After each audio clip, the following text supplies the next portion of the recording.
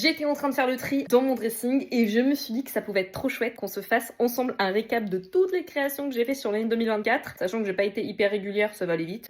Donc je vais vous poser là dans la petite ring light. Ring light, je sais pas comment ça se dit. En première création, c'est celle que j'ai portée d'ailleurs aujourd'hui. C'est une doudoune sans manches réalisée à partir d'un foulard Dio. Si vous avez envie de faire des créations à partir de foulards, prenez des foulards plutôt avec des tons un peu neutres parce que si vous voulez associer des tissus unis comme c'est le cas dans le dos, c'est beaucoup plus facile à trouver. Ensuite, en deuxième création dans le même style, j'ai fait cette veste sans manches à partir d'un foulard Gucci. Donc les couleurs sont juste incroyables. Ce qui a été le plus compliqué ici à trouver, c'est pour ça que c'est ce que je vous disais juste avant, c'est de trouver le tissu uni pour le dos.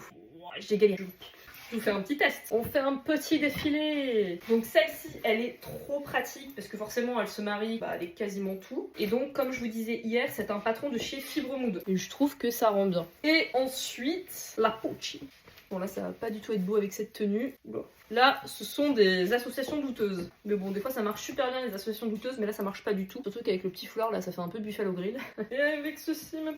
Voilà, mais par contre les couleurs, oula, même lui il a envie de partir.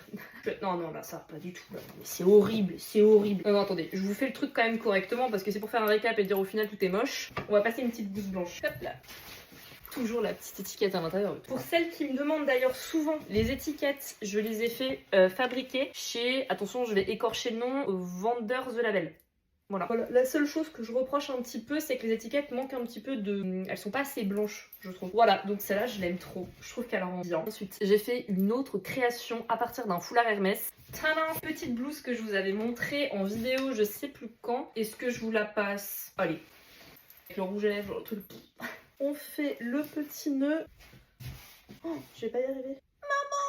L'horreur. On peut le porter avec une blouse du coup l'hiver et sans rien l'été. Bon voilà, je pense que ça vous auriez pu le deviner tout seul. J'aime bien.